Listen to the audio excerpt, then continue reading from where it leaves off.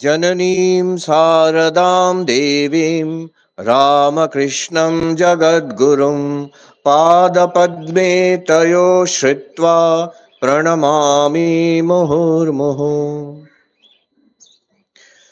পূজনীয় স্বামী সিদ্ধেশানন্দজি মহারাজ, অন্যান্য সন্ন্যাসী ও ব্রহ্মচারী মহারাজরা এবং শ্রদ্ধেয় ভক্তমণ্ডলী, I'm very happy this afternoon to be with all of you.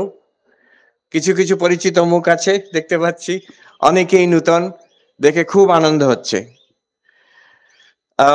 মহারাজ বললেন সবচেয়ে ছোট কিন্তু সবচেয়ে তৎপর। আমার এখানে আসার কারণটা হচ্ছে Ramakrishna Mission Institute of Culture গোলপার্কে একটা ইন্টারন্যাশনাল সেমিনার ছিল, তো সেইটাতে আমাকে ডেকেছিল, তার জন্যই আসা আসলে। কিন্তু মহারাজ কোনরূপে খবর পেয়ে অন্য যত জায়গায় বক্তৃতা আছে ওগুলো অনেক পরে হয়েছে। আমি নিউ ইয়র্কে থাকার সময় মহারাজ যোগাযোগ করে উনি খবর পেয়ে গেছেন, বলেছেন আমাদের এখানে ফার্স্ট এখানে আসতে হবে। তো না করার কোনো উপায় নেই, মানে তখন থেকেই ধরে নিয়েছেন। আর এখানে গতবার যখন এসেছিলাম তার থেকে অনেক পরিবর্তন হয়েছে। আপনারা যারা রেগুলারলি আসেন দেখেছেন কি সুন্দরভাবে এই অত্যন্ত কনজেস্টেড এরিয়া, তার মাঝখানে কিভাবে সুন্দরভাবে উনি এক্সপ্যান্ড করেছেন আর ডেভেলপ করেছেন জিনিসটাকে।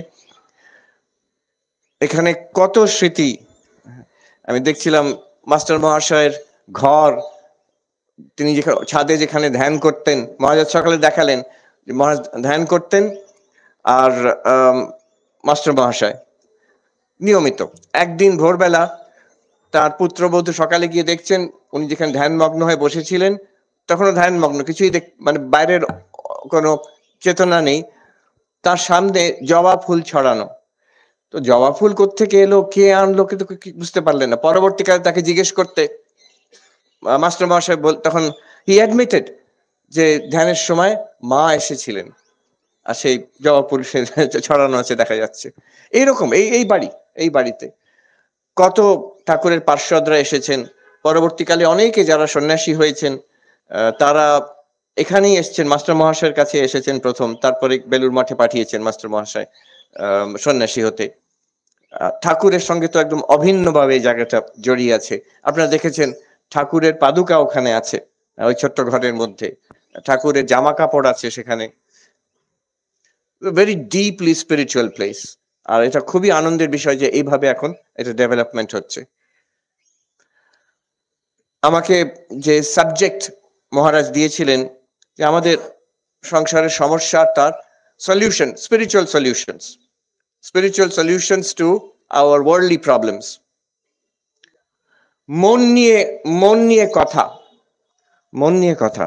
আমরা ভাবি যে সংসারের জন্য আমাদের মন অশান্ত হয়, সংসারের বিভিন্ন সমস্যার জন্য মন অশান্ত হচ্ছে আমাদের, এটা আমরা ভাবি। কিন্তু একজন সেই হিমালয়ের সাধু একটা এমন কথা বলেছিলেন, আমি হিন্দিতে বলছি, অনুবাদ করে দেবো। তিনি বলছেন, শান্ত মন মে ভলা সংসার কন দেখা হ্যায়। আমরা ভাবছি সংসারের জন্য মন অশান্ত, কিন্তু উনি বলছেন শান্ত মনে কিন্তু কোনো সংসার নেই, আমাদের অশান্ত মনের জন্য সংসার। মনকে নিয়ে কথা, এটা আমরা জানি, সবাই জানে যে একই সমস্যা, সেখানে একজন শান্তভাবে কি সুন্দরভাবে জীবনযাপন করছে, আরেকজন উতলা হয়ে যাচ্ছে, ডিস্টার্বড, অ্যাংশিয়াস, স্ট্রেসড হয়ে যাচ্ছে। অতএব সমস্যাটা বড় কথা, সমস্যা আছে বাইরে, that's not the big thing. মনকে, how do you transform the mind to be capable of withstanding and remaining serene, শান্ত থাকবে সমস্যার ভেতরে, সমস্যার মাঝে কি করে শান্ত থাকবে। This is the point. অধ্যাত্ম কি করতে পারে? What can spirituality do? It can transform our minds so that we can live much better in this world. এই তথাগতানন্দ মহারাজের কথা এক্ষুনি বললেন, না বলেই নাই, উনি তো আমার আগেই ঠিক ওখানে ছিলেন। আর ওনাকে আমি অল্প কয়েকবার দেখেছি, যখন উনি ভারতে এসছেন, আর আমেরিকাতেও দেখেছি। আর খুব মজার মানুষ ছিলেন, বিশাল কায় মানুষ ছিলেন, আর গভীর আধ্যাত্মিক পুরুষ, মানে ভেরি ডিপ লেভেল। ওখানে নিউ ইয়র্কে যেমন এখানে কথামৃত ভবন, উনি বললেন আমরা সবচেয়ে ছোট আশ্রম, নিউ ইয়র্কে ওটাও সবচেয়ে প্রাচীন এবং সবচেয়ে ছোট। 1894 স্বামী বিবেকানন্দ করেছেন। আর ওই বাড়িটা একটাই বাড়ি, ঠিক এইরকমই একটা বাড়ি। তথাগতজি মহারাজ বাইরে, শীতের সময় না, এখন তো বরফ, কিন্তু বাইরে গরমের সময় বসে থাকতেন সিঁড়িতে আর মানুষ ধরতেন। সে লোক, একজন ভদ্রলোক, উনি অনেক দীর্ঘকাল বাঙালি, উনি আসছেন আশ্রমে। আমি জিজ্ঞেস করলাম কি করে এলেন এখানে? বলছেন কি বলবো মহারাজ, আমার তো কোনো রামকৃষ্ণ মঠ মিশন কিছুই জানাই ছিল না। আমি আমেরিকায় এসেছি, কাজ টাজ করছি, একদিন এই রাস্তা দিয়ে হেঁটে যাচ্ছি, তো দেখলাম একজন ভদ্রলোক বসে আছেন সিঁড়িতে, গম্ভীর গলায় বললেন, খুব গম্ভীর গলা ছিল ওনার, বললেন, এই কাম হিয়ার। আমি রাস্তা পার হয়ে গেলাম, ইয়েস বাঙালি? আমি বললাম ইয়েস, যাও ভেতরে যাও। ওই যে আশ্রমের ভেতরে ঢুকলাম, তারপরে তখন থেকে রেগুলারলি আসছি। এরকম অনেক ঘটনা, মানে সব মজার মজার ঘটনা ওনার বিষয় আছে। ওনাকে কেউ জিজ্ঞেস করেছিল, আপনি এখানে 40 বছর, মানে আপনি এত বছর এখানে করলেনটা কি? উনি বললেন, আমি এসেছি এখানে, এসে ঘর বন্ধ করে দিয়ে বই পড়তে আরম্ভ করলো। সো দ্য লাস্ট, মানে উনি 40 বছর ওখানে ছিলেন। উনি বলছেন আমি শুধু বই পড়েছি, তা নয়, সত্যি বই পড়েছেন প্রচুর। ওখানে লাইব্রেরির অর্ধেকটা হচ্ছে ওনার কালেকশন। বই লিখেওছেন, অনেক মানুষকে উদ্বুদ্ধ করেছেন। But basically what he did was, যে এই সংসারের মধ্যে অনেকে ওখানকার অন্যরকম সমস্যা আছে, বিশেষ করে যারা ভারতীয়, শুধু ভারতীয় কেন বলবো, বাংলাদেশি, এরকম অনেক লোক ওনার কাছে আসতো। তো তাদের হাউ টু কোপ উইথ দিস প্রবলেম, তার মনের মধ্যে এমন একটা শক্তি সঞ্চার করে দিতেন যাতে ওরা বিভিন্ন তাদের যার যেমন লেভেলের সংসারের সমস্যা they were able to handle. এখনো অনেক এরকম দেখা হয়, কে ছোটবেলায় এসেছিল মহারাজকে একবার দেখেছে, কারুর বাবা মা উদ্বুদ্ধ হয়েছিলেন মহারাজের দ্বারা, এরকম আসে লোক। Transformation of the mind. ভগবান বুদ্ধকে একবার জিজ্ঞেস করা হয়েছিল, একজন এটা মানে প্রাচীন বৌদ্ধ কাহিনী, এটা not something later or added on, it's actually one of the original sources. একজন মঙ্ক, বৌদ্ধ ভিক্ষু ভগবান বুদ্ধকে জিজ্ঞেস করেছিলেন, সেটা প্রশ্ন আছে। কি প্রশ্ন বলো? ভগবান বুদ্ধ বলছেন, কি প্রশ্ন? আপনি তো বলেছিলেন যে জগতে দুঃখ আছে। হ্যাঁ আছে। ভগবান বুদ্ধ যেমন দেখেছিলেন যে একজন বৃদ্ধ, একজন রোগে জর্জরিত, হ্যাঁ, একটা মৃতদেহ, জরা, মৃত্যু, তারপরে ব্যাধি, এসব আছে, এগুলো হচ্ছে দুঃখ। তো এই দুঃখ আছে, আর আপনি বললেন আপনি সাধনা করে দেখেছেন দুঃখের পারে যাওয়া যায়, নির্বাণ আছে, দুঃখের থেকে মুক্তি আছে, আর সেইটাই আপনি আমাদের শেখাচ্ছেন কি করে দুঃখের পারে যাওয়া যায়। তো ভগবান বুদ্ধ বলছেন, ঠিক, তো প্রশ্ন কি? আচ্ছা, প্রশ্ন হচ্ছে আমরা তো আপনার কথা মেনে চলার চেষ্টা করছি, কিন্তু আমরাও তো বুড়ো হচ্ছি, যারা তো আমাদেরও আসছে, আমাদেরও তো রোগ হয় আর কষ্ট হয়, আমাদের মধ্যে কয়েকজন গত হয়েছেন, মারা গেছেন, আর আপনিও ভগবান বুদ্ধ স্বয়ং, আমরা তো দেখতে পাচ্ছি আপনি আস্তে আস্তে বৃদ্ধ হচ্ছেন। আর আপনারও কখনো কখনো শরীর খারাপ হয়, একদিন সার্টেনলি আপনারও শরীর চলে যাবে। তো যেটা জরা, মৃত্যু, রোগ, এগুলো তো আপনারও আছে অন্য লোকের মতন। দেখুন প্রশ্নটা কি, আপনি বলেছিলেন এর পারে যাওয়া যায়, কিন্তু আপনি বলেছেন আপনি নির্বাণ লাভ করেছেন, বোধি লাভ করেছেন, আমাদের শেখাচ্ছেন দুঃখের পারে যাওয়া। কিন্তু দুঃখের যে আপনি যেটা prime causes of sorrow, old age, disease, death, you have them also, তোমারও আছে, আমাদেরও আছে। তো কি করে আমরা দুঃখের পারে গেলাম? তো লাভটা কি হলো? তার মানে basically it's a very deep question, what is the use of spiritual life? আমাদের সমস্যা কি করে সমাধান হলো স্পিরিচুয়ালিটি? তো দেখতে পাচ্ছি একই জিনিস হচ্ছে। তখন ভগবান বুদ্ধের যে জবাব, এটা কিন্তু ইটস ওয়ার্থ পন্ডারিং আপন। আমরা সবাই অধ্যাত্ম জীবনে আছি, তাই জন্য এসেছি এখানে। এই এত কষ্ট সহ্য করে আপনি এখানে বসে আছেন এরকম ভাবে, তো because we have that spiritual hunger, we want to know. So it's good to be clear, the spiritual life, what can spirituality do and what can it not do? কি করতে পারবে আর কি করতে পারবে না, this is the question.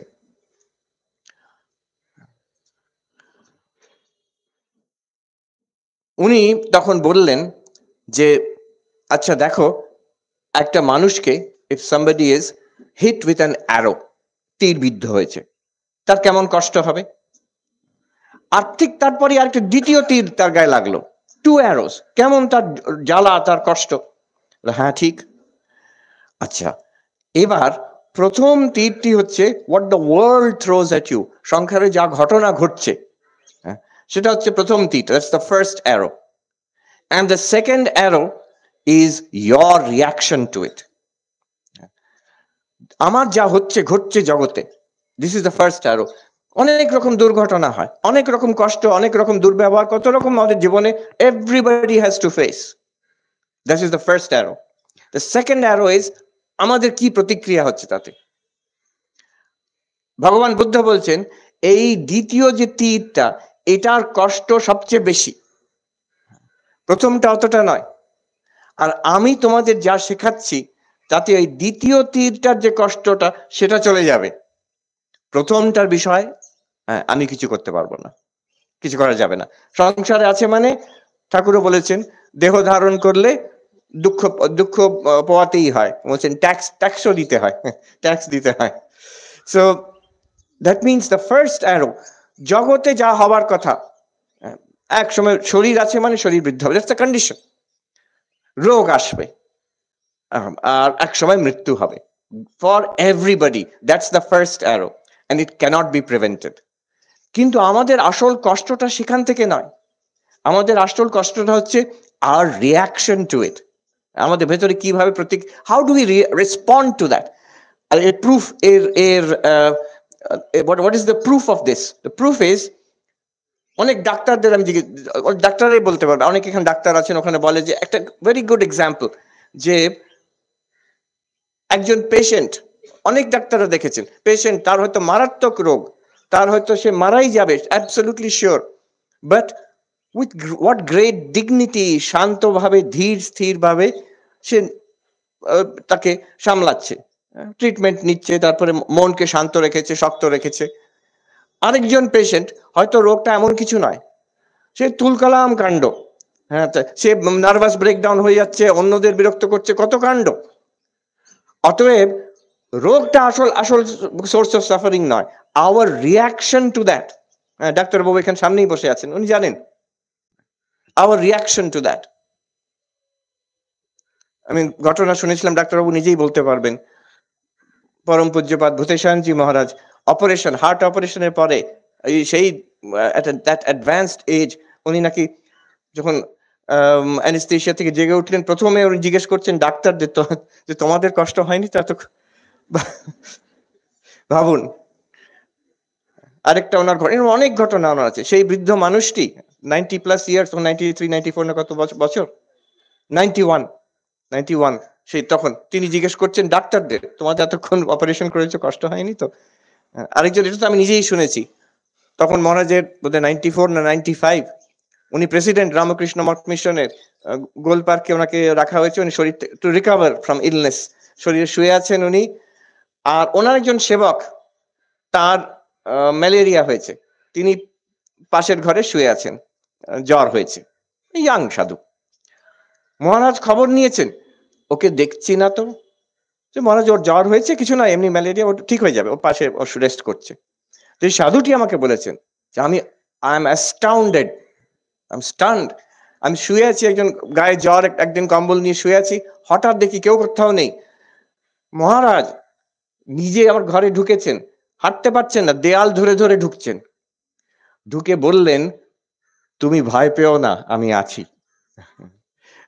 দেখুন, response to illness, তার malaria তার থেকে অনেক বেশি সিরিয়াস এই বৃদ্ধ মানুষটির, কিন্তু তার কোনো নিজের বিষয় কোনো কমপ্লেন নেই, কোনো দুঃখ কষ্ট নেই, কমপ্লেন নেই নিয়ে একটা বলছি। একদিন আমরা গেছি মহারাজকে প্রণাম করতে, তো মহারাজ সেখানে বেলুর মঠে সিনিয়র মহারাজরাই কথা বলতেন, যে জিজ্ঞেস করতেন আজকে কেমন শরীর আছে মহারাজ, শরীর আছে জিজ্ঞেস করতে, উনি খুব রসিক ছিলেন, বললেন যে এই হাঁটুটা টন টন করছে, কোন এটা জিম করছে, মাথাটা ডিপ ডিপ করছে, চোখটা কট করছে, উনি বাংলা ভাষার প্রত্যেকটা কি ইউজেজ কোন কোন অঙ্গের সেগুলো বলে বলছেন আমি কিন্তু কমপ্লেন করছি না, এইসব নিয়ে আমি বেশ আছি।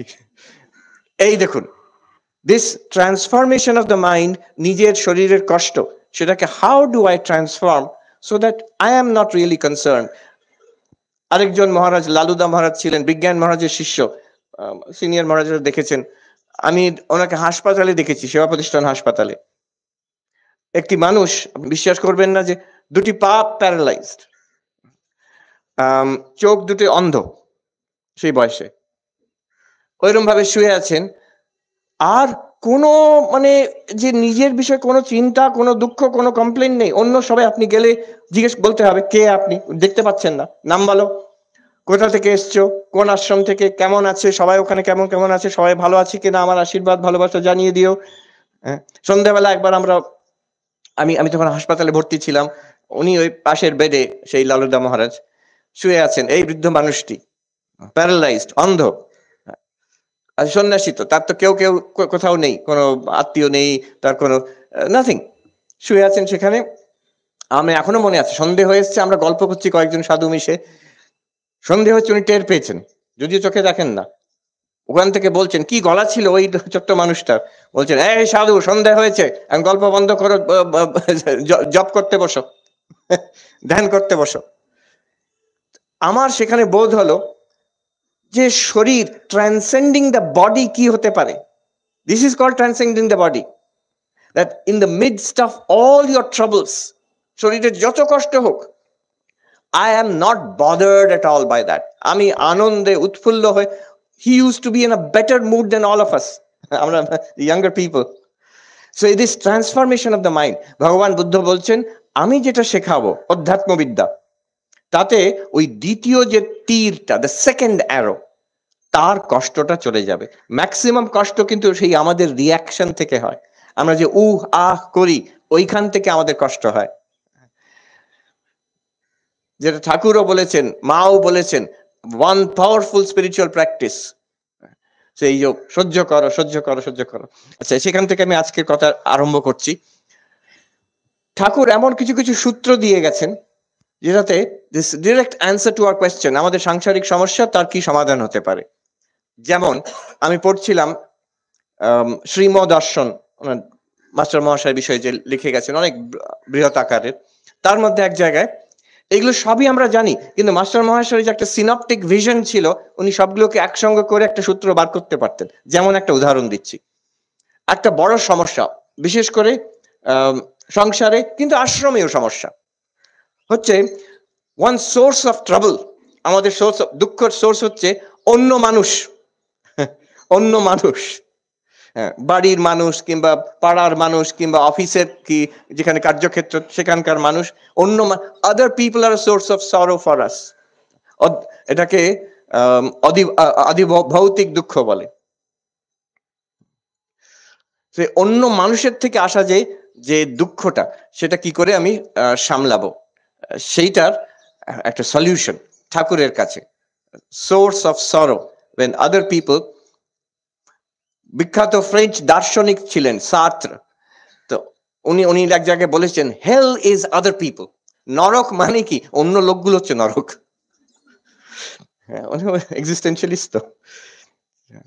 ফ্রয়েড, এই জাস্ট পড়ছিলাম রিসেন্টলি, সিভিলাইজেশন এন্ড ডিসকন্টেন্ট, সেখানে বলছেন সুখের কোনো আশা নেই, এই জগতে সুখের কোনো আশা নেই। কেন? প্রথম কথা, আমাদের শরীর আমাদের দুঃখ দেবেই দেবে, দেবেই দেবে। কেন শরীর দুঃখ দেবে? দেখুন, শরীরের সবকিছু ঠিক চললে আমাদের মনেই পড়ে না। Healthy body is that which you do not remember. শরীরের কথা মনে পড়ে না যখন, তার মানে বডি ইজ হেলদি। আর শরীরে সবকিছু ঠিক চলছে, একটা কোথাও একটা ব্যথা, সব পুরো মনটা ওইখানে চলে যাবে। দাঁতের ব্যথা হলে তো কথাই নেই, 99.9% সব ঠিক চলছে, একটা সমস্যা, আমাদের পুরো দিনটাই গেল সাথে। অতএব এরকম তো, তাহলে এটা তো সমস্যা এরকম হবেই, একটু না একটু সমস্যা কোথাও না কোথাও থাকবে। অ্যাজ এজ অ্যাডভান্সেস, একজন ডাক্তার বললেন, as you grow older we will make sure that you can live long, but we cannot make sure you will live well. অনেকদিন বাঁচবেন, এখন আমাদের বৃদ্ধাশ্রম এসে গেছে, ভালোভাবে বাঁচবেন সেটা বলতে পারি না, কষ্ট পেয়েই বাঁচবেন। অতএব শরীরের দিক থেকে কষ্ট, ফ্রয়েড বলছেন, ইউ ক্যানট অ্যাভয়েড ইট, দুঃখ দেবেই দেবে আপনাকে, আর শরীর তো সারাক্ষণ আপনার সঙ্গে আছে। দ্বিতীয়, উনি বলছেন যে অন্য মানুষের থেকে কষ্ট, সেটা জীবনে আসবেই আসবে, তারা চাক আর না চাক, আপনার মনের উপরে কখনো কখনো এমন আঘাত হয়ে যাবে যে কষ্ট পাবেন আপনি। তৃতীয় উনি বলছেন এনভায়রনমেন্ট থেকে, এই দুর্যোগ থেকে, প্রাকৃতিক, সেটা লিভিং বিং হতে পারে, যেমন কোভিড থেকে হলো, কিংবা খুব গরম, খুব ঠান্ডা, এইসব কত রকম। আমি পড়ে আমি অবাক হলাম এই জন্য, আমাদের প্রাচীন যে অ্যানালিসিস, দুঃখ তিন রকমের, ত্রিতাপ, তিন রকম দুঃখ। আধ্যাত্মিক মানে এই শরীর থেকে দুঃখ, আদি ভৌতিক মানে অন্য মানুষের থেকে, অন্যদের কাছ থেকে দুঃখ, এবং আদি দৈবিক মানে যেটা প্রাকৃতিক দুঃখ যেগুলো আসে। বললাম আচ্ছা, এই আমাদের কথা ফ্রয়েড এই ভাষায় বলছে নাকি? একদম অলমোস্ট লিটারালি বলে যাচ্ছেন। উনি অবশ্য অ্যাকনলেজ করেননি কথা, উনি কোত্থেকে আইডিয়াটা পেলেন, বাট অলসো লজিক্যাল, অ্যানালিসিস করলে পাওয়া যায়। তো এই দুঃখ, অন্য মানুষের থেকে দুঃখ কি করে সামলাবো? ঠাকুরের সূত্র দেখুন, তিনটে লেভেলের, এটা মাস্টার মহাশয়ের অ্যানালিসিস, তিনটে লেভেলের। প্রাথমিক লেভেল, যখন অন্য মানুষের কাছ থেকে কষ্ট পায়, তারা দুর্ব্যবহার করছে, তারা ঝামেলা করছে, অশান্তি করছে, এরকম সংসারে অনেক হয়ে থাকে, এমনকি আশ্রমেও কখনো কখনো এরকম কষ্ট হয়। তো তার কি, হোয়াট ইজ দ্য সলিউশন? ঠাকুর কি প্র্যাকটিস দিচ্ছেন? Solution first level, three levels. First level, but প্রথমেই এটা চেষ্টা করা উচিত। ঠাকুর বলছেন স স স, যে সয় সে রয়, যে না সয় তার নাশ হয়। Forbear, put up with it, because আমরা কিন্তু we are very quick to react, বিশেষ করে আজকালকার দিনে। আগেকার আমার মনে হয় আমাদের বাবা মা, ঠাকুরদা ঠাকুমা অনেক বেশি সহ্যশীল ছিলেন, আমরা চট করে রিয়াক্ট করি। একটি ছেলে, সে এখন তো চল হয়ে গেছে ডিভোর্স করা, কথায় কথায়, তো সে ডিভোর্স করার মুখে। আমি বললাম যে তুমি কি এরপরে আবার বিয়ে করবে? না, হ্যাঁ করবো। তো তখন ঝামেলা হলে তো তুই সেগুলো সহ্য করবে, তা এখনই সহ্য করে নাও না কেন? বলে কোনো লাভ হলো না। But anyway, that's the point. সহ্য করা, স স স, যে সয় সে রয়, যে না সয় তার নাশ হয়। ঠাকুরের কথা নিয়ে খেলাতেন উনি। মা নিজে বলছেন সহ্যের সমান গুণ নেই বাবা, বলে, সহ্য করার সমান। So that is the first সূত্র, প্রথম সূত্র, স স স, সহ্য করো, সহ্য করো, সহ্য করো, বি পেশেন্ট। তাতে নিজের ক্ষমতা বাড়ে, নিজের মনের শান্তি বাড়ে। সি when we react, আমরা যখন রেগে যাই, রিয়াক্ট করি, রাগ করা মানে আগুন জ্বালা, কিন্তু আগুনটা কোথায় জ্বালছি? আগে নিজের হৃদয় জ্বালছি। যখন রেগে যাচ্ছি, আমার নিজের মধ্যে আগুনটা জ্বালছি, তারপরে অন্যকে পড়াবে কি পড়াবে না পরে, কিন্তু আমাকে নিজেকে আগে পুড়িয়ে দিচ্ছে। That's why Swami Vivekananda says, it is a fool who cannot get angry, the wise do not get angry. যে রাখতেই পারে না, সে তো একটা জড় পদার্থ, তামসিক। রাগ তো সবাইকার হয়, ঠিক হওয়া উচিত, কিন্তু do not let it go out of control, do not get angry but that under your control. So সহ্য করা, we react too much. একজন মহারাজ আমাকে বলেছিলেন যে তিনি একজন আশ্রমে জয়েন করেছেন, তিনি খুব সিনিয়র মহারাজ, অনেক বছর আগে একটা আশ্রমে জয়েন করেছিলেন, মানে উনি যোগদান দিয়েছিলেন, সন্ন্যাসী হয়েছেন। তো সেখানে ওনার কিছু সমস্যা, উনি একজন খুব সিনিয়র সাধুকে চিঠি লিখতেন তখনকার দিনের। তা চিঠি লিখে পাঠালেন যে আমার এখানে আমি আর সহ্য করতে পারছি না, এদের ব্যবহার আমি আর সহ্য করতে পারছি না, আমি চলে যাব এখান থেকে। তখন সেই মহারাজ, যিনি প্রবীণ মহারাজ, তিনি চিঠি লিখে পাঠালেন। কিছুদিন পরে সেই আমাকে সাধুটি বলেছেন, আমি ভাবলাম তিনি হয়তো সহানুভূতি দেবেন আমাকে, কিছু মানে হি উইল সাপোর্ট মি, আমাকে এত ভালোবাসতেন। তিনি লিখে পাঠালেন, মনে রাখিও তোমাকেও অনেকে সহ্য করে। আমি সহ্য করতে পারছি না, কিন্তু তাতে কাজ হলো। সেই মহারাজ বললেন আমি আর চলে গেলাম না, আমি ওখানে থাকলাম। সহ্য করলে অনেক জিনিস আপনা আপনি মিটে যায়, প্রত্যেকটা জিনিস ইফ ইউ রিয়াক্ট, এবং রিয়াক্ট করে কটু কথা বলা, ঝগড়া এরকম অনেক হয়েছে, আমাকে লোকে বলেছে এসে, ঝগড়া কি জন্য ঝগড়া হয়েছিল ভুলে গেছি আমরা, কিন্তু ওই যে কথাটা বলেছিল আমার বিষয়, সেটা আজ অব্দি মনে আছে, যে কথা দিয়েও কাউকে কষ্ট দিতে নেই। ঠাকুর মা বলছেন ঠাকুর শিখিয়েছিলেন আমাকে, কথা দিয়েও কাউকে কষ্ট দিতে নেই। সেটা মনে থেকেছে, ঝগড়াই ভুলে গেছে, কেন যে ঝগড়া করেছিলাম, একসময় কোনো কারণে ঝগড়া হয়েছিল, সেটা টোটালি গন, তার কোনো রাগও নেই, মেমোরিও নেই, কিন্তু ওই যে কড়া কথা কেউ বলেছিল, সেগুলো মেমোরি এখন অব্দি রয়ে গেছে। ইট উন্ডস, বা একটু থেকে যায় মনের মধ্যে। মা বলছেন রাধুকে, ওরে রাধু মিষ্টি কথা বল, মিষ্টি কথা বল, সহ্য করো, সহ্য করো, সহ্য করো, এ বলছেন। আচ্ছা, এতেও যদি না হয়, এরকম ডেফিনেটলি ইটস পসিবল। এরকম অনেক কেস আছে যেখানে সহ্য করলে আপনারই নাশ হয়ে যাবে শেষে। যে এমন উৎপেতে লোক আছে। সেখানে কি করব? ঠাকুরের আরো কড়া মেডিসিন, নেক্সট লেভেলের মেডিসিন হচ্ছে, উনি বলছেন যে আম, যে আম, স স স তারপরে বলছেন নেক্সট লেভেলে মাস্টার মহাশয় বলছেন ফোঁস করতে। এই গল্পগুলো আমরা জানি, গল্প জানি। এই ফোঁস করা গল্প আমরা সবাই জানি। একজন ব্রহ্মচারী একটি গ্রাম দিয়ে যাচ্ছে, সেখানে এক জায়গায় যাচ্ছে, তো গ্রামের লোকেরা বললো ওদিক দিয়ে যাবেন না, একটা বিষধর সর্প আছে, সে কামড়ে দেবে আপনাকে। বলে আমার কিছু করবে না। তো ঠিকই সেই সাপটি তেড়ে এসছে তাকে কামড়াতে। তো ব্রহ্মচারী কিছু মন্ত্র পাঠ করে দিল, সে সাপটি শান্ত হয়ে, এবার সাপটা কথাও বলতে পারে সাপটা। তো ব্রহ্মচারী মহারাজকে বলছেন, তুমি অমন করো কেন? তুমি দেখো, তুমি এই মন্ত্রটা নাও, মন্ত্র জপ করবে আর কাউকে কামড়াবে না, তুমি এরকম করবে না, কাউকে কামড়াবে না। তো সাপটি বললো যে আজ্ঞে, তো চলে গেল। বহু বছর পরে সেই ব্রহ্মচারী মহারাজ আবার সেই গ্রাম দিয়ে ফেরত যাচ্ছেন। জিজ্ঞেস করলেন, আচ্ছা ওই সাপটা কোথায়? ও অনেক কাল আগে মরে গেছে মনে হচ্ছে। মরে গেছে মানে অনেকেই আমরা দেখিনি। না, মরে যাবে না, আমার যে মন্ত্র দিয়েছি সে সিদ্ধ না হলে সে তো মরবে না, সে নিশ্চয়ই আছে, আমি দেখি। তো গিয়ে খুঁজতে খুঁজতে ডাকতে ডাকতে এক জায়গা থেকে ওই সাপটা বেরিয়ে এলো, ক্ষীণ কায়। সে কোনো রকমে কষ্ট করে এসে সে ব্রহ্মচারী পায়ে মাথা রাখলো। তো ব্রহ্মচারী জিজ্ঞেস করছে, কি হয়েছে তোমার? না কিছু নয়, আমি ভালো আছি, আমি খুব আনন্দে আছি, আপনি যেমন বলেছিলেন মন্ত্র জপ করি। তো তোমার এরকম অবস্থা কেন হলো? শরীর ভেঙে গেছে এরকম? না না, আমার সব ঠিক আছে। তো তুমি মনে করো কেন এরকম হলো? সে অনেক কষ্ট করে মনে করলো, দেখো মন থেকে এত তার হিংসা চলে গেছে, তাকে কেউ কষ্ট দিয়েছে সেটাও ভুলে গেছে সে। ও ওটা কিছু নয়, ওই কয়েক বছর আগে ওই দুষ্টু ছেলেগুলো খেলছিল, তারা যখন বুঝেছে আমি কামড়াবো না, তো তখন তারা এসে, একটা দুষ্টু ছেলে আমাকে ল্যাজ ধরে ঘুরিয়ে মাটিতে আছাড় মেরে ফেলেছিল, তা আমার একটু এই ভেঙে গেছে, পিঠ ভেঙে গেছে, কিন্তু তা ঠিক আছে, কষ্ট হয়েছিল কয়েকদিন, তা আমি ঠিকই আছি।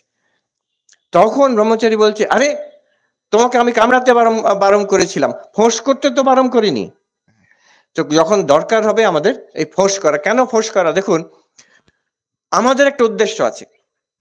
মানুষ জগতে অ্যাগ্রেসিভ কেন হয়? তাদের একটা উদ্দেশ্য আছে বলে। কেউ টাকা চায়, কেউ কিছু ক্ষমতা চায়, কেউ কিছু অধিকার চায়। আমরা সেগুলো না চাইলেও আমাদের একটা আধ্যাত্মিক উদ্দেশ্য আছে। আমরা জপ ধ্যান করব, ভক্তি করব, সাধন করব, ভগবান লাভ, ইষ্ট দর্শন করব, এসব আমরা করব। আর এটা আমাদের this is our goal in life. তবে এটার জন্য যদি মানুষ এতটাই ডিস্টার্ব করে, মনের মধ্যে খালি সেই গ্লানি, কষ্ট, ইরিটেশন চলছে, সাধনা কি করে হবে? আমরা আধ্যাত্মিক জীবনে এগোবো কি করে? অসম্ভব ব্যাপার। সো ইউ হ্যাভ টু, যেমন অন্যরা নিজের স্বার্থ প্রোটেক্ট করে, রক্ষা করে, আমাদেরও যারা সন্ন্যাসী এবং গৃহী সাধক, যারা সাধক সাধিকা, you will have to protect yourself. এটাকে বলে অ্যাসার্টিভনেস। যে দেখুন, দুরকম আছে, aggressive and manipulative.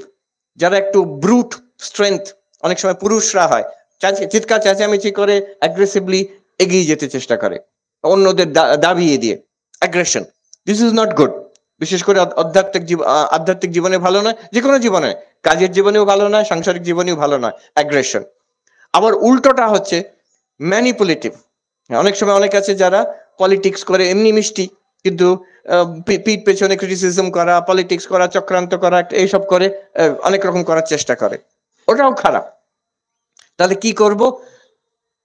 Neither aggressive nor manipulative, but assertive. সোজা কথা বলা, যেটা মনের কথা পরিষ্কারভাবে, ফার্মলি, পোলাইটলি বলা। Be assertive. Say what you want, say what you mean what you say, এই জিনিসগুলো অ্যাসার্টিভনেস, উইদাউট বিং অ্যাগ্রেসিভ।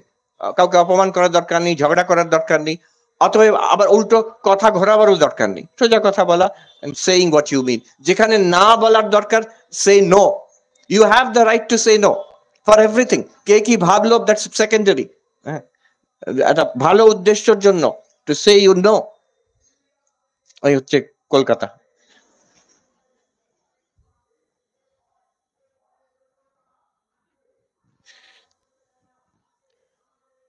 এই হচ্ছে ফোর্স করা। So B assertive in life. এমন একটি ডিগনিটি নিয়ে চলতে হবে জীবনে, যাতে আপনাকে সহজে ঘাঁটাবে না মানুষ।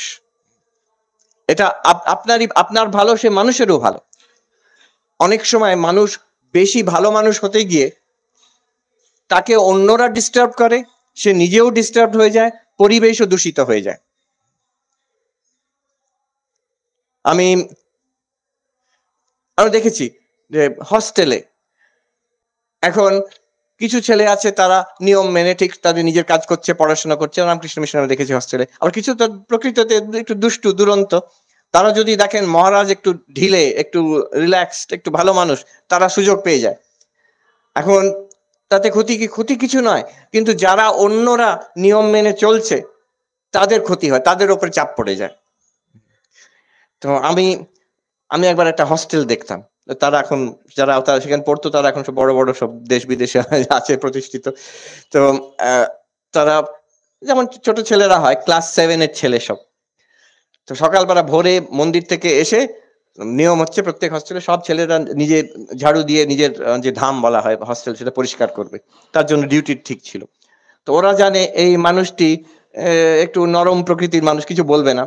তো এসেই ওরা আবার বিছানায় শুয়ে পড়লো কম্বল মুড়ি দিয়ে। তো একদিন কিছু বললেও শুনবে না, জানে মহারাজ কেরম বকবেন না কি পানিশমেন্ট দেবেন না। তো আমি একদিন ঠিক করলাম, ঠিক আছে ওদের জন্য শিক্ষা দেওয়ার জন্য আমি নিজেই করবো। যেই দেখছি সব এসে আবার ঘুমিয়ে পড়লো, আমি সঙ্গে সঙ্গে গিয়ে ঝাড়ুটা ধরে আমি ঝাড়ু দিতে আরম্ভ করলাম হস্টেলটাকে। তখন আমি ভাবলাম ওরা লজ্জিত হবে, উদ্বুদ্ধ হবে, ছুটে আসবে। তোর কম্বল থেকে মুখ বার করে দেখছে আমাকে। একজন বেরিয়ে এসে বলছে, ওরে দেখ দেখ, হ্যাঁ এই তো আমাদের চাই, এইরকমই তো চাই আমাদের। সেটা ঠিক নয়, সেখানে অ্যাসার্টিভ হতে হবে। যেটা নিয়ম, যখনকার নিয়ম, সেটা তার জন্য যে যা ভাবলো তা ঠিক আছে। That is the second stage. Third লেভেলের গোলমাল এরকম হতে পারে যে এমন মারাত্মক লোক আছে যে ফোর্স করলেও শুনবে না, আপনাকে ব্যস্ত করেই ছাড়বে। তো সেখানে কি করতে হবে? ঠাকুরের তৃতীয় সূত্র আছে। তৃতীয় সূত্র হচ্ছে বাঘ নারায়ণ। সবাইকার মধ্যে নারায়ণ আছেন, কিন্তু বাঘ নারায়ণকে আলিঙ্গন করা চলে না, দূর থেকেই প্রণাম করতে হয়। বাঘকে আলিঙ্গন করলে কি হবে? বাঘ আপনাকে আলিঙ্গন করবে। কাজেই বাঘ নারায়ণ হচ্ছে যে আমি জানি সবাইকার মধ্যে ঈশ্বর আছেন, there is divinity within all beings, কিন্তু I cannot take, আমি সবাইকার সঙ্গে একরকম ব্যবহার করতে পারবো না, কি এক্সপেক্ট করতে পারবো না, উইদাউট এনি অ্যাঙ্গার। কোনো হেট্রেড নেই, অ্যাঙ্গার নেই, বাট আমি মানুষের প্রকৃতিটা বুঝি, অতএব আমাকে একটু নিজেকে দূরে রাখতে হবে যতটা সম্ভব। সবসময় সম্ভব নয়, পরিবারের লোক যদি হয় সেখানেও একটু you have to be little sharp, নিজের কর্তব্য পালন করে এবার নিজেকে অ্যাটলিস্ট সাইকোলজিক্যালি দূরে রাখা। অনেক সময় এটাকে বলে একটা kind of dependence relation, psychologically dependence relationship হয়ে যায়। আমি দেখেছি মহিলা একা আমেরিকাতে, ইন্ডিয়ান পাঞ্জাবি, তিনি, তার কেউ নেই, কিন্তু তিনি নিজে খুব স্ট্রাগল করে নিজে দাঁড়িয়েছেন। একটি ভাই, তার মেন্টাল ইস্যুস, সে মাঝে মাঝেই গোলমাল করে, পুলিশ ধরে নিয়ে যায়, তিনি আবার ছোটেন তাকে রক্ষা করতে। তিনি যতই তার জন্য করেন, তার আবার মাঝে মাঝে গোলমাল হয়ে যায় সব। আমি বললাম যেটুকু করার দূর থেকে করবেন। এই যে বাঘ নারায়ণ, তার সহজে চেঞ্জ হবে না, ইউ হ্যাভ ইউর রেসপন্সিবিলিটি, ওইটুকু করবেন, কিন্তু তার জন্য আপনিও একদম ব্যস্ত হয়ে আপনার সাধারণ ভোজন গেল চুলোয়, এটা ঠিক না। So these are the 3 levels. মনে রাখতে হবে এবার যে আমাদের সংসারে অনেকটা দুঃখ কষ্ট আসে ফ্রম আদার পিপল, অন্য লোকের কাছ থেকে। How do I deal with that? এটাতে ম্যাক্সিমাম কাজ এটাতে হয়। Number 1, forbear, and we are too quick to react in this day and age. Second, হচ্ছে যে ফোঁস করা, কামড়াবে না কিন্তু ফোঁস করবে। Maintain such a gravity, such a dignity. ঠাকুর বলছেন মানুষ মানে মান হুঁশ, যার নিজের মানের প্রতি হুঁশ আছে সেই তো মানুষ। মান মানে dignity. Of course he meant it in a spiritual sense, but even then, even in একটা সামাজিক দৃষ্টিতেও নিজের ডিগনিটির প্রতি একটা হুঁশ থাকা চাই। And last হচ্ছে ফাইনাল সলিউশন ইজ বাঘ নারায়ণ, দূর থেকে তুমি ভালো থেকো, but I don't want to have anything to do with you. আচ্ছা, আরেকটা সূত্র দেখি ঠাকুরের, philosophy of life which will transform, যাতে আমাদের জীবন আনন্দতে ভরে যাবে।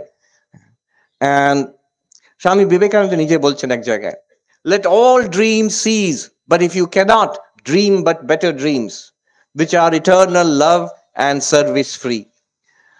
বলছেন তাহলে এই জগৎ স্বপ্নবৎ, এ যাক, তুমি ঈশ্বরের সঙ্গে এক হয়ে যাও, ব্রহ্মে লীন হয়ে যাও। যদি তা না পারো, আর কতজন পারে? আমরা অনেকেই পারি, বেশিরভাগই পারি না। যদি তা না পারো, যদি স্বপ্নই দেখবে তুমি, এই সংসারেই যদি থাকবে, দেন তাহলে একটা ভালো সংসার হোক। Let it be dream better dreams. একটা দুঃস্বপ্ন দেখবে কেন, কুস্বপ্ন দেখবে কেন? ভালো স্বপ্ন, ভালো স্বপ্নটা কি? উনি বলছেন প্রেম ও সেবা, ইটার্নাল লাভ, আনকন্ডিশনাল লাভ। কাকে ভালোবাসবো? সবাইকে। ওয়াই? No Y, unconditionally. তার কি হলো না হলো আমি জানি না, কিন্তু first beneficiary of love is I myself. যার প্রেমে হৃদয় পূর্ণ, যেমন রাগ করলে, বিরক্ত হলে আগুন জ্বালা হলো, আমার হৃদয়টি জ্বালা হবে। প্রেম থাকলে, ভালোবাসা থাকলে, the first beneficiary is the লাভার। যে ভালোবাসছে তারই মন আনন্দেতে প্রস্ফুটিত হয়। অতএব আনকন্ডিশনাল লাভ, তুমি কি করলে, বললে না বললে, that doesn't matter. I have love for everybody.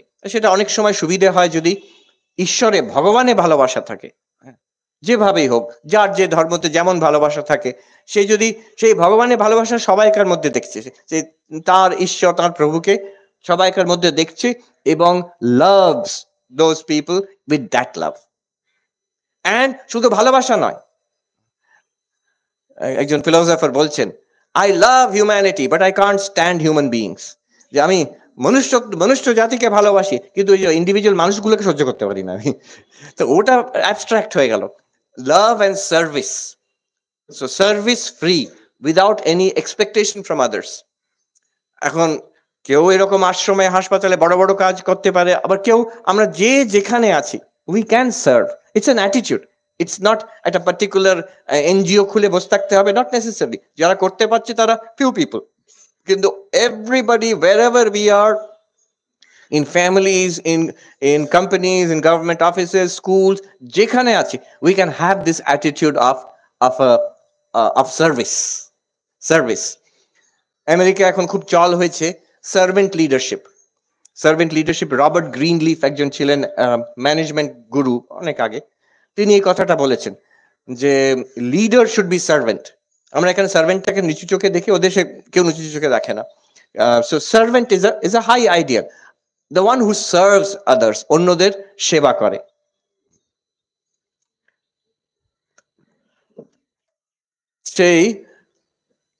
সেই সার্ভেন্ট লিডারশিপের কথায় বলা হয়েছে যে people think that when they will attain a leadership position, then they will serve others. আমি একটা ক্ষমতায় আসি, আমি কি সার্ভ করব? আমি একটা ক্ষমতায় আসি, হেড অফ দ্য ডিপার্টমেন্ট হই, প্রিন্সিপাল হই, কলেজে ম্যানেজিং ডিরেক্টর হই, তখন কিংবা ইলেকশন জিতে আমি এমপি, মন্ত্রী হই, তারপরে আমি সেবা করব। কখনো হবে না। So it has to start wherever we are. উনি বলছেন, Robert Greenleaf, the attitude is that I am a servant. আমি খুঁজবো কোথায় কোথায় opportunity to be of service. কার সার্ভিস? আশেপাশে যারাই, যখন যে আছে, যার সঙ্গে আছি, যেখানে আছি, how can I be of service, how can I be of help.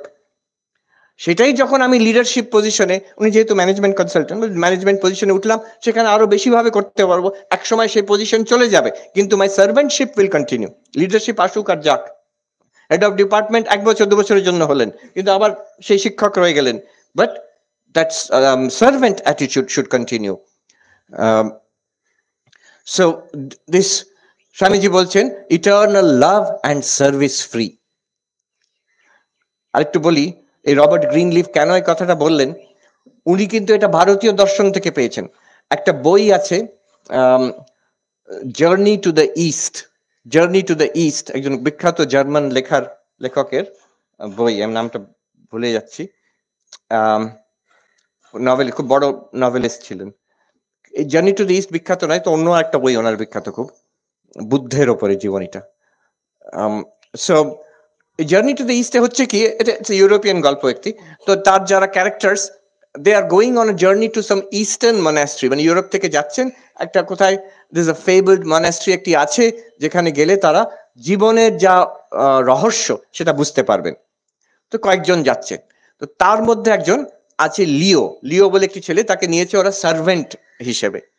তো তারা বিভিন্ন দেশ দিয়ে যাচ্ছে অতিক্রম করে, আর লিও সবাইকার যত্ন করে, রান্না করে দেয়, কাপড় পরিষ্কার করে দেয়, যার যা সমস্যা তারা ও একটা যেন পুরো গ্রুপটার সিমেন্ট হয়ে আছে। সবাই নিজের সমস্যা বলে তাকে, ও গিয়ে সেটা মিটমাট করে দেয়। একদিন লিও হাওয়া হয়ে যায়। তারপর কিছুদিনের মধ্যে সেই গ্রুপটা ভেঙে যায়। তারা আর কেউ নিজের মধ্যে থাকতে পারে না, তারা ছিটকে যায়, সেই জার্নিটা বন্ধ হয়ে যায়। তো যিনি লিখছেন গল্পটা তিনি বলছেন, অনেক বছর পরে আমি একটি শহরে, ইউরোপের একটা শহরে রাস্তা দিয়ে হেঁটে যাচ্ছি, আরেকজনকার সঙ্গে দেখা হলো যারা আমরা একসঙ্গে গেছিলাম সেই জার্নিতে। তিনি আমাকে বললেন, আরে তুমি, আমরা কিন্তু সেই গ্রুপটা আমরা এখনো মিটিং করি, হ্যাঁ সে মিটিং করি, তুমি এসো না সেই মিটিং এ। আচ্ছা যাবো তাহলে।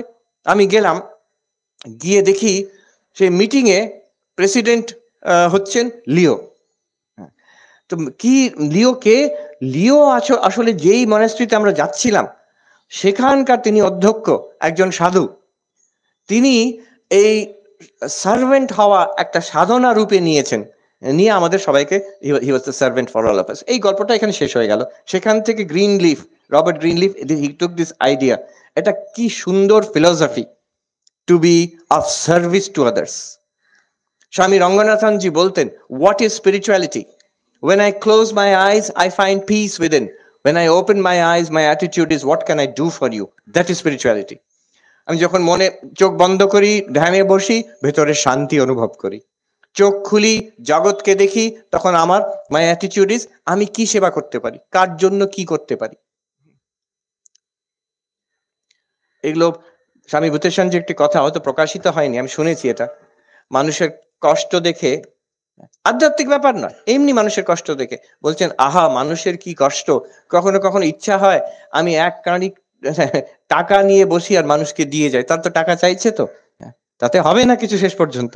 কিন্তু এই যে হৃদয়ের ফিলিংটা, মানুষ কষ্টে এটা চাইছে, তার যদি কষ্ট বর্জন কোনো রকমে করে দিতে পারি। So this attitude of being of service to others, dream but better dreams. যে মানুষের সেবা করে এবং ভালোবেসে, ভালোবাসা প্রথমে ভেতরে, আর তার থেকে সেবা, কি করে সাহায্য করতে পারি মানুষকে। This is a great philosophy of life. ঠাকুরের সূত্র কি? ঠাকুরের একটি সূত্র, ভাগবত ভক্ত ভগবান। ঠাকুর বলতেন ভাগবত ভক্ত ভগবান, এর মধ্যে পুরো স্পিরিচুয়াল লাইফ আর কি করে জীবন যাপন করব, এর মধ্যে পুরো সূত্র আছে। এটা আমার কেন মনে পড়লো, আমি বাবুরাম মহারাজের তিথি পুজোর রিসেন্টলি গেল, স্বামী প্রেমানন্দজি যিনি ঠাকুরের পার্ষদ ছিলেন, বেলুর মঠের প্রথম ম্যানেজার ছিলেন, তো তার জীবন যেন এটার একটা প্রকাশ এই সূত্রের। তো নিজেও বারে বারে বলতেন ভাগবত ভক্ত ভগবান, ভাগবত স্পিরিচুয়ালিটি টিচার টেক্সট। এখানে যেমন কথামৃত, কথামৃত এটা আমাদের এখানে ভাগবত স্পিরিচুয়াল টেক্সট। ভক্ত এই বিরাট ভক্ত সমাজ, আর ভগবান ঈশ্বর, আওয়ার হাইয়েস্ট স্পিরিচুয়াল আইডেন্টিটি সবাইকার মধ্যে ব্যক্ত যিনি আছেন, এই নিয়ে জীবন কাটিয়ে দেওয়া। বাবুরাম মহারাজ করতেন বেলুর মঠে। এমন এমন সব ঘটনা আছে তার জীবনীতে, প্রেমানন্দ প্রেম কথা বলে যে বইটাতে। যেমন আমি দু একটা বলি, এটাকে how do you translate this into life. তখন দক্ষিণ থেকে, মাদ্রাজ থেকে একজন ছেলে, পরে খুব সে ভক্ত, সে ইয়াং, তখন এসেছে বেলুর মঠ, তখনকার দিনে কলকাতা এসেছে মাদ্রাজ থেকে, বেলুর মঠে এসে থেকেছে সাধুদের সঙ্গে। রাত হয়ে গেছে, শুয়ে আছে, বারান্দাতে একটা বিছানা করে দেয়, তখনকার দিনে তো কিছুই ছিল না, প্রায় ইলেকট্রিক লাইট টাইট কিছু আসেনি। হঠাৎ তার ঘুম ভেঙেছে মাঝরাতে, দেখছে যে বাবুরাম মহারাজ মাঝরাতে এসে দেখতে এসছেন যে ও ঠিক করে শুয়েছে কিনা, মশারি খাটিয়েছেন তার চারপাশে, আর বসে ওই হাত পাখা দিয়ে পাখা করছেন ওকে, মাঝরাতে বসে বাবুরাম মহারাজ নিজে। একজন ব্রহ্মচারী মহারাজ, সেদিন বৃষ্টি পড়ছে, ভক্তরা এসে চটি খুলে গেছেন, ভেতরে মঠে ঢুকেছেন, তো বৃষ্টিতে যাতে চটিগুলো ভিজে না যায় ব্রহ্মচারী মহারাজ এসে সরিয়ে দিচ্ছেন। তিনি এসে পা দিয়ে ঠেলে ঠেলে সরিয়ে দিচ্ছেন। বাবুরাম মহারাজ দেখে বলছেন, মাথায় নিয়ে যা, ওরে মাথায় নিয়ে যা, মাথা করে নিয়ে যা, ভক্তদের জুতো মাথায় করে নিয়ে গিয়ে সরিয়ে রাখো। তো সে ব্রহ্মচারী মহারাজ ঠিকই অ্যাটিটিউড, যে অ্যাটলিস্ট এইটুকু তার ফিলিং হয়েছে যে ওদের জুতোগুলো ভিজে যাবে, কিন্তু সেখানে যে ভাগবত ভক্ত ভগবান, ঈশ্বরই এইসব রূপে এসেছেন। বাবুরাম মহারাজের এরকম অনেক ঘটনা আছে। যে আসতো তাকে খাওয়াতেন, খাওয়ার সময় তখন তো কিছু এমন নিয়ম খুব পরিষ্কার ছিল না তখন, আর মানুষ জানতেও না, দূর দূর থেকে আসতো, কেউ গঙ্গা পার, অনেকে নৌকো করে আসতো, দুপুর বেলা এসে পৌঁছেছে একটা পুরো ফ্যামিলি, সে বৃদ্ধ থেকে নিয়ে শিশু, কোলে শিশু অবধি। তখন মঠে বন্ধ হয়ে গেছে, ব্রহ্মচারী মহারাজেরা সাধুরা সব দুপুরে ঘুমোতে গেছে, একটু রেস্ট করতে গেছে। বাবুরাম মা সঙ্গে সঙ্গে সেই ভাড়ার কুলে আবার ভাত চাপালেন, তাদের জন্য রান্না করা আরম্ভ, ব্রহ্মচারীদের ডাকলেন। যদি অনেক সময় সাধুরা ক্লান্ত হয়ে যেত, সারাদিন পরিশ্রম করে তারা ভোর রাতে উঠেছে, তারা ক্লান্ত হয়ে গেলে বাবুরাম মহারাজ অক্লান্ত, উনি নিজে রান্না করতে আরম্ভ করতো। এখন ওনারা কি করে বসে থাকে, ওরা ছুটে এসে আবার সাহায্য করতো। তাদের খাওয়া, ঠাকুরকে মন্দিরে অফারিং এর জন্য, রাত্রিরে ভোগ লাগাবার জন্য সেই দুধ থেকে অর্ধেকটি আলাদা করে ওই শিশুকে খাওয়ালেন বাবুরাম মহারাজ। এরকম অনেক ঘটনা আছে। আবার কিছু কিছু মঠ থেকে জিনিস, যে এত দরিদ্র তখন অবস্থা, সেখানে কিছু কিছু জিনিস দিয়ে দিতেন, খাওয়াতেন ভালো করে, ঠাকুরের কথা বলতেন, এবার কিছু গিফট দিয়ে পাঠিয়ে দিতেন। এতে কিছু সাধুদের বিরক্তি হতো যে এভাবে চলবে কি করে। আর তারা স্বামী ব্রহ্মানন্দজি তখন প্রেসিডেন্ট, তাকেও বলেছিলেন যে মহারাজ এরকম করে সব বিলিয়ে দিচ্ছেন।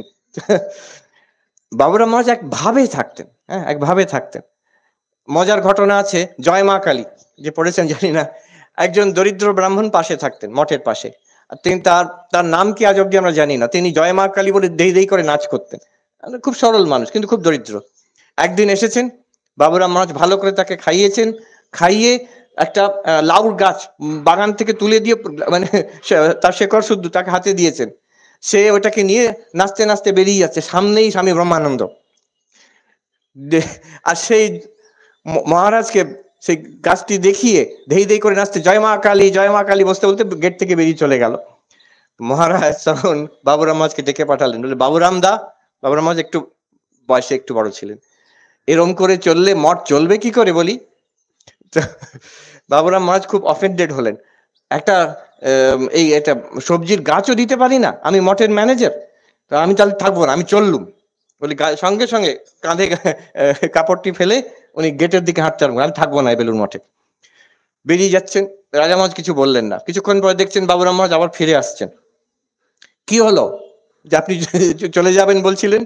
বলছেন ওই থতমত খেয়ে গেছেন, বলছেন আমি যাচ্ছি, গেটে গিয়ে দেখছি আমি পা ফেলতে পারছি না। কি হলো? দেখছি আমার কাঁধের গামছাটা তুলে নিয়ে পেছনে ঠাকুর দাঁড়িয়ে আছেন, গামছাটা তুলে আমার গলায় দিয়ে ধরেছেন ভাবে, বলছেন কোথায় যাচ্ছ চাঁদ, আমায় ফেলে কোথায় যাচ্ছ চাঁদ। ওনার ভক্তের সেবা আর ঠাকুরের সেবা একরকম, একই স্পিরিট। বলছেন একদিন ওনার জন্য উনি খুব মানে অল্প, যেমন ওনার জিনিসপত্র যখন ওর শরীর যায় বাবুরাম মহারাজের, ঘরে গিয়ে দেখা গেল একটা ব্যাগ, ক্যানভাসের ব্যাগ, তাতেও 2 সেট কাপড়, 2টো ধুতি আর এই যে ফতুয়া তখন যে জামা পরতেন, আর একটি গীতা, আর কিচ্ছু নেই তার, এক জোড়া চটি। এই তো ওনার জন্য একজনকে নতুন জামা করিয়ে দিয়েছে, তা একটা জামা আর একটা নতুন দ্বিতীয় 2 জোড়া জামা। স্বপ্নে দেখছেন ঠাকুর এসেছেন, বাবুরাম তুই কি আমাকে আর ভালোবাসিস না? বলে কেন? যে আমার একটি জামা তোর 2টি। উনি ছুটে গিয়ে দেখলেন মন্দিরে ওই একটাই জামা আছে, উনি সঙ্গে সঙ্গে দ্বিতীয়টা ফেরত দিলেন, আর ঠাকুরের জন্য আরেকটা জামা করালেন মন্দিরে, ওই তখন যে পুরানো মন্দিরে বড় ছবিটা আছে ওইটার জন্য। ওনার ঠাকুরকে যেমন যেমন সেবা করতেন জীবন্ত ভাবে, ঠিক তেমনই অন্যদের। ব্রহ্মচারী মহারাজেরও ভক্ত মানে শুধু গৃহী নয়, যারা সাধু ব্রহ্মচারী সাধু হতে এসেছে তাদেরও সেবা, তাদের সেবা সবসময় কখনো কখনো বকেও। একজন সন্ন্যাসী সিনিয়র, তিনি বলতেন এক সময় ঠাকুর ভান্ডারে আমি বেলুর মঠে কাজ করতাম, তখন বাবুরাম মহারাজ সশরীরে। তো একবার বাবুরাম মহারাজ দেখতে দেখতে খুব নিরীক্ষণ করতেন, দেখতেন মঠের মন্দিরের পেছনে ওই যে সিঁড়ি, পুরানো মন্দির, সিঁড়ির পেছনে আবর্জনা জমে আছে। যে এটা কার দায়িত্ব, কে এখানটা পরিষ্কার করার কথা? আমি করি, আমার করার কথা। তবে রে বেটা, ঠাকুরের এখানে অসুবিধা হবে না বলে ওনার যে ওয়াকিং স্টিক দিয়ে আমাকে এক ঘা মারলেন। এবার তার এফেক্ট বলছে আমি সঙ্গে সঙ্গে পরিষ্কার করে দিলাম। তিনি সেই সাধু চোখে জল নিয়ে যখন বৃদ্ধ বয়সে এসে বলতেন, যখনই অনেক জায়গায় তিনি গেছেন, বেলুর মঠে যখনই আসি, বাবুরাম মহারাজ কবে চলে গেছেন, সেই সিঁড়ির তলায় গিয়ে আমি এখন পরিষ্কার করি। এই বৃদ্ধ বয়সে গিয়ে এটা হচ্ছে একটা এক ঘা মারলেন, সেটা ভালোবাসা, সারা জীবন মনে মনে রয়ে গেল। এটা ঠাকুরকে কি করে সেবা করতে হয়, ঠাকুরকে ভক্ত ভাগবত ভক্ত ভগবান, এই হচ্ছে স্পিরিট। এইভাবে জীবন যাপন করা। শেষ দিনে, শেষের দিকে বাবুরাম মহারাজের ইন্টারেস্টিং কাহিনী সবাই জানেন। বাবুরাম মহারাজের মা খুব ঠাকুরের ভক্ত ছিলেন। তো ঠাকুর বলছেন তাকে যে আমি একটা জিনিস চাইলে তুমি দেবে? তো মা বলেছেন হ্যাঁ দেবো, কি বলুন?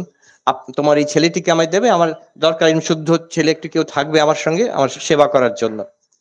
যে যে সেবকই নেন সেই সমাধিস্থ হয়ে মগ্ন হয়ে থাকে। যেমন লাটু, তার তো আর সে এমন সে ডুবে আছে, জমে আছে, তাকে লাটু অদ্ভুত আনন্দ।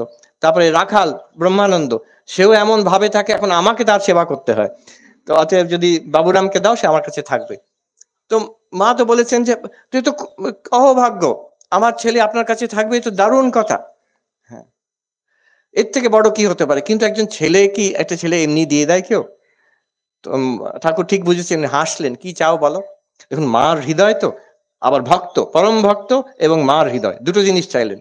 বললেন প্রথম আমাকে ভক্তি দাও তোমার চরণে, আমার যাতে সারা চিরকালের জন্য তোমার চরণে অহৈতুক ভক্তি থাকে। আর দ্বিতীয়, আমার মৃত্যুর আগে যাতে আমার ছেলেদের মৃত্যু, আমার সন্তানদের মৃত্যু না হয়, যেটা মায়ের সবসময় একটা ভয়ের কারণ থাকে। তো বাবুরাম মহারাজ, ঠাকুর বলেছেন ঠিক তাই হবে।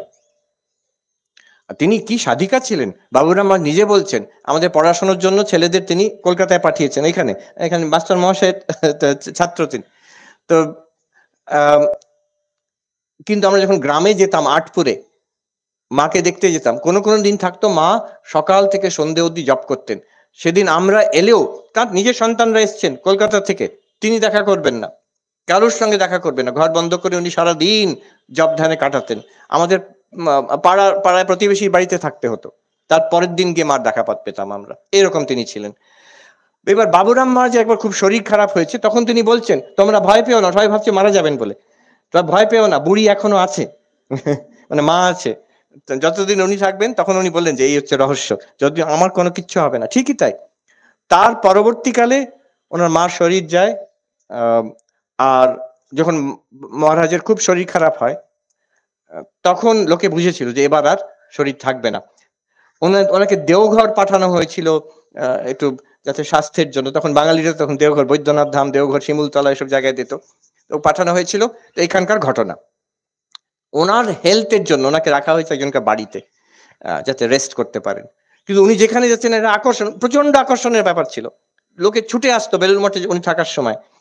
এমনকি ওনার শরীর যাওয়ার পরে মহাপুরুষ মহারাজ যখন বেলুড় মঠে ম্যানেজার হলেন, গম্ভীর প্রকৃতি ছিলেন তো, লোকে অত আসতো না, অনেক লোক আসা কমে গেছিল।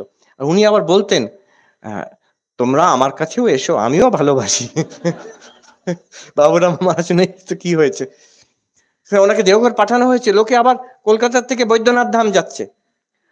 তো সেই খবর পেয়ে আবার বাবুরাম মহারাজ সেখানেও আবার খবর নিচ্ছেন, অমুক আজকে আসার কথা রেলওয়ে স্টেশনে, হ্যাঁ, কেউ ইয়েতে জামতারা কিংবা রেলওয়ে স্টেশন যেখানে আছে আমাদের যশোদিতে, কেউ গেছে তো রিসিভ করতে, তার খাবার রাখা হয়েছে। তো এবার এক সময় মহাপুরুষ মা স্বামী শিবানন্দজি এসছেন তাকে দেখতে, দেখে দেখছেন বাবুরাম দা আপনি এখানে, আপনার হোটেল এখানে চালিয়ে দিয়েছেন, আবার আপনার হোটেল বসিয়েছেন এখানে, সবাই আসছে খাচ্ছে যাচ্ছে সব। তো বাবুরাম মহারাজ বলছেন এই হচ্ছে দেখুন ফিলসফি অফ লাইফ, উনি খুব ক্ষীণ গলায় বলছেন আমি যেখানে যাব সেখানে আমার হোটেলও যাবে আমার সঙ্গে। ভাগবত ভক্ত ভগবান, ঠাকুর বলেছিলেন কিনা, আমি দেখি, এর মানে কি উনি বলছেন, আমি দেখি ঠাকুরই আসেন, ঠাকুরই আনেন, ঠাকুরই খাওয়ান, ঠাকুরই খাচ্ছেন, এটা আমি দেখছি। অতএব ওনার এই শেষে উনি জ্ঞান মহারাজ, শেষ কথা, জীবনের শেষ কথা উনি জ্ঞান মহারাজকে বলে গেছিলেন যে জ্ঞান আমার একটা কাজ করতে পারবি। তো উনি জ্ঞান মহারাজ বলছেন মহারাজ বলুন, তখন প্রায় মৃত্যু শয্যায়, শরীর চলে যাবে। বলছেন ভক্ত যারা আসবে তাদের দেখি তাদের সেবা হয়, তারা সবাইকে, যারা কেউ না খেয়ে চলে না যায়। বলছে হ্যাঁ মহারাজ আমি করতে পারবো। এখনো মঠে একটা রেওয়াজ আছে, যিনি মঠ অফিসে বসেন উনি একটা অদ্ভুত একটা করেন, গেট বন্ধ হয়ে যায় দুপুরবেলা, তার আগে উনি একবার ঘুরে দেখেন যে এমন কেউ আছে অভুক্ত খায়নি, সেটা ওই বাবুরাম মহারাজ বলেছেন বলে এখন অব্দি সেটা চলছে। এই যে ভাগবত ভক্ত ভগবান, আমরা যেখানে আছি we can transform our lives with this philosophy. স্বামীজির যে philosophy, dream but better dreams, স্বপ্নই যদি দেখবে, তুমি অদ্বৈত ব্রহ্মের সঙ্গে এক হয়ে যাও, জীবন বিদেহ মুক্ত হয়ে যাও, ভেরি গুড, বুঁদ হয়ে থাকো ভগবানে, ভেরি গুড। তা যদি না পারো, আর ইফ ইউ ক্যানট, যদি স্বপ্নই দেখবে, ড্রিম বাট বেটার ড্রিমস, এই ভাগবত ভক্ত ভগবান, eternal love and service free, best philosophy of life, কাউকে বলতে হবে না, and it's possible for everybody anywhere. Last আরেকটা সূত্র আমি বলে শেষ করছি, যেটা আমরা সবাই জানি, গভীর সূত্র। স্বামী বিবেকানন্দ, প্রথম নরেন্দ্রনাথ শুনেছিলেন, ঠাকুর বলছেন শিব জ্ঞানে জীব সেবা, যেটা স্বামীজি অনেকেই শুনেছে, কিন্তু স্বামীজি শুনে, নরেন্দ্রনাথ শুনে বেরিয়ে এসে বলছেন, আজ একটা এমন জিনিস পেলুম যেটা যদি ঈশ্বর কৃপা করেন সারা পৃথিবীতে একদিন ছড়িয়ে দেবো। ছড়িয়ে গেছেও। আমাদের রামকৃষ্ণ মঠ মিশন ওইভাবে দাঁড়িয়ে আছে, শিব জ্ঞানে জীব সেবা। আমাদের ইন্ডিভিজুয়াল ফিলসফি সেটা, শিব জ্ঞানে জীব সেবা। কত ভক্ত আমাদের ডাক্তারবাবু আছেন, আমেরিকাতে প্রকাশ বাবু আছে, কত সারা পৃথিবীতে ছড়িয়ে আছেন নিজের মতন করে, যে যেখানে যেমন ভাবে পারে। অনেকে আমাদের সঙ্গে ডাইরেক্টলি রামকৃষ্ণ মঠ মিশনের সঙ্গে যুক্ত নয়, কিন্তু স্বামীজির আদর্শ দ্বারা উদ্বুদ্ধ হয়। শিব জ্ঞানে জীব সেবা। আমি ঈশ্বরকে কোথায় পাবো? ঠাকুর বলছেন চোখ বন্ধ করলে তিনি আছেন, চোখ খুললে তিনি নেই। এ কেমন ভগবান? নিশ্চয়ই আছেন, তোমার সামনে জল জল করছে এই বিশ্ব ব্রহ্মাণ্ড। এই বিশ্ব ব্রহ্মাণ্ডই সেই ব্রহ্ম। তিনি এই রূপে আবরণ দিয়ে, মুখোশ পরে। কিসের মুখোশ? এই মানুষ, এই পুরুষ, এই নারী, এই শিশু, এই গাছপালা, এই কুকুর বেড়াল, এই পাখি, এই যে এমনকি জড় পদার্থ, বাড়ি গাড়ি, এই সব রূপে আমাদের সামনে, কসমিক ফর্ম যাকে বিশ্বরূপ বলে, এই রূপে তিনি আছেন। এর সেবা করা, শিব জ্ঞানে জীব সেবা, যেটা আমরা মন্দিরে করতে পারি, সেটা আমরা স্কুলেও করতে পারি। আমার মনে আছে একজন মহারাজ, তিনি ক্লাসে ঢোকার আগে, বাচ্চাদের স্কুলে ক্লাসে ঢোকার আগে, পড়াবার আগে, যে কেউ দেখতে পারে, আমি একবার দেখেছি, এরকম করে প্রণাম করে ঢুকতেন। তো আমি বললাম কাকে প্রণাম করেন? ওখানে তো কোনো ঠাকুরের ছবি নেই, কিছু নেই। বলছেন গদাধর রূপী শ্রীরামকৃষ্ণ। গদাধর ঠাকুরের ছোটবেলাকার নাম। ওই যে ক্লাসরুমে বাচ্চাগুলো বসে আছে, ছেলেগুলো, তাদের মধ্যে সেই গদাধর খেলছেন। আমার গদাধর, আমার শারদামণি, এই ছেলেগুলোর মধ্যে, এই ছাত্রদের, আমি জানি অনেকে এখানে দিদিমণি আছেন, শিক্ষক আছেন, এর মধ্যে আমার ইষ্ট দেবতা, যাকেই আপনি যেভাবে উপাসনা করেন, আমার ঠাকুর এই রূপে আছেন, আমার মা শারদা এই রূপে আছেন। এবার সেই ভালোবাসা, সেই শ্রদ্ধা দিয়ে কি করে তাদের সেবা করতে পারি? সে পড়ানো দিয়ে হোক, ভালোবাসা দিয়ে হোক, বকে হোক, যেমন করে হোক, তার সেবা করছি আমি। then your life becomes worship. একবার আমি ঘটনা আগেও বলেছি, একবার এই লখনৌ এয়ারপোর্টে আমাকে জিজ্ঞেস করেছিল যে আপনি তো অনেক জায়গায় লেকচার দেন, কোন কোন জায়গায় সবচেয়ে অদ্ভুত অদ্ভুত জায়গায় লেকচার দিয়ে 5টা বলুন তো। তো একটা ছিল, আমি একবার লখনৌ এয়ারপোর্টে রাত্রে যাচ্ছি, আমি অনলি প্যাসেঞ্জার, কলকাতায় আসছিলাম অনেক বছর আগে। তো যে ওখানে যেমন সিকিউরিটি চেক করে, সার্জেন্ট যিনি ছিলেন, তিনি বাক্সর উপর দাঁড় করিয়ে ফ্রিস্কিং। তো ওটা করছেন, আমাকে বলছেন, এই গেরুয়া পরেছিলাম, তো উনি বলছেন কুছ বাতাইয়ে, কিছু বলুন। এখানে এইখানেই। তারপরে ওনার যে কলিগ যারা, কেউ ছিল না, তো তারা সব এসে দাঁড়ালো, পুলিশ সব বন্দুক টন্দুক নিয়ে দাঁড়িয়েছে, ওরা বলুন কিছু। আমাকে ওইখানে বক্তৃতা দিলাম আবার। তো কি বক্তৃতা? যে আমি বললাম আপনি যখন ঘর থেকে বেরোন কাজ করতে, পুজো করে বেরোন, তিনি বলছেন হ্যাঁ হনুমানজি কো ফুল চড়াতে হ্যাঁ, উত্তরপ্রদেশের লোক। তাই আমি বললাম ঠিক আছে, সারাদিন ধরে এতগুলো মানুষ আপনার সামনে দিয়ে যায়, আপনি তাদের চেক করবেন, পোলাইটলি, ফার্মলি, মনোসংযোগ দিয়ে চেক করবেন, আর এক একজনকে পাস করবেন, মনে মনে আরেকটা ফুল হনুমানজির পায়ে দেবেন, এইভাবে। উনি সরল মানুষ, খুব খুশি হলেন শুনে, বলে আরে বাহ, দিন ভর হনুমানজি কা পূজা, সারাদিন ধরেই হনুমানজির পুজো চলছে। বলে হ্যাঁ সত্যি তাই হতে পারে। শিব জ্ঞানে জীব সেবা। দেখুন, আমরা কিন্তু প্রথমে শিব জ্ঞান করতে পারি না। আমরা দেখি মানুষ, ভালো মন্দ, আমার সঙ্গে কারো পরিচয়, কেউ আমার প্রতি ভালো, কেউ প্রতিকূল, কাউকে চিনি না। তো প্রথমে আমাদের শিব জ্ঞানে জীব সেবা হয় না, প্রথমে আমাদের শিব বিশ্বাসে জীব সেবা হয়। আমরা বলছেন, ঠাকুর বলেছেন, শাস্ত্রে আছে, সর্বত্র ভগবান আছেন, তো সেই বিশ্বাসে আমরা মানুষের সেবা করতে আরম্ভ করি। শিব বিশ্বাসে জীব সেবা প্রথমে আরম্ভ হয়। এইটা করতে করতে যদি কেউ বলে আমি তো দেখতে পাচ্ছি না, আমার তো এরকম জ্ঞান নেই, মানুষই আমার মনে হচ্ছে, তবে মানুষের কষ্ট হচ্ছে, তার সেবা করছে, এটা একটা ভালো কথা। তো এইভাবে আমরা করে যেতে পারি। এই করতে করতে হয় কি, দ্বিতীয় স্টেজে আমরা পৌঁছাই, শিব ভাবে জীব সেবা। তখন আমার জ্ঞান হয়নি, কিন্তু একটা বোধ হতে আরম্ভ করে, বোধ হয়। কালকে পূজনীয় দিব্যানন্দজি মহারাজ একটা এত হৃদয়স্পর্শী গল্প বললেন, বলছেন দেখো অতি সাধারণ মানুষ কলকাতায় রিক্সা চালায়, সে রিক্সা চালিয়ে প্রতি বছর এতটা টাকা জোগাড় করে গরিব ছেলেদের পড়াশোনার জন্য দেয়, স্ট্রিট চিলড্রেন। সে রিক্সা চালায়, তার যেটুকু খাওয়া পড়া তারপরে সবটা সে দিয়ে দিত গরিব ছেলে মেয়েদের জন্য। তো একদিন সে এক বছর সে দিতে পারেনি, তার শরীর খারাপ। আর বলছে আমি কি জিজ্ঞেস করতে, তিনি বলছেন যে রিক্সা চালক যিনি বলছেন যে কাঁদছেন ঝরঝর করে, বলছে আর তো চালাতে পারি না বাবা, আমার টাকা নিয়ে। ওনার দুঃখটা হচ্ছে যে ওই ওই বাচ্চাদের আমি খাওয়াতে পড়াতে পারতাম, সেটা পারছি না। তো ওনাকে একবার ডেকেছিলেন গোলপার্কে বক্তৃতা দিতে ওই ওই রিক্সা চালক যিনি, তিনি একটা কথা বললেন, দেখুন শিব ভাবে জীব সেবা কেমন হয়। তিনি বলছেন, হঠাৎ বলছেন আমি তো ঈশ্বরকে দেখিনি। তারপর নিজেকে থামিয়ে নিলেন, বলছেন না না না না দেখেছি, ওই শিশুদের মুখের মধ্যে দেখেছি, তাদের চোখের মধ্যে দেখেছি বলে আর বক্তৃতা নয়, কাঁদতে আরম্ভ করলেন দাঁড়িয়ে দাঁড়িয়ে সবাইকার সামনে।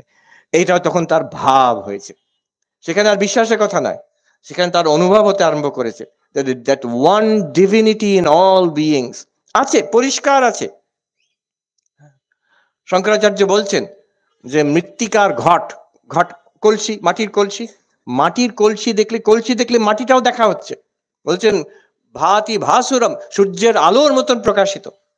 এই যে আমি যদি এটা এটা এটা কাঠের কাঠের দ্বারা তৈরি, যদি এটাকে দেখা হয়, আমি যদি দেখি পোডিয়াম দেখছি কিন্তু কাঠকে দেখছি না, নিশ্চয়ই সমুদ্রের ঢেউ দেখছি, গঙ্গার ঢেউ দেখছি, ঢেউ দেখছি মানে কি জল দেখতে পাচ্ছি না, নিশ্চয়ই জলই দেখছি, আমি এখানে কাঠটাকেই দেখছি।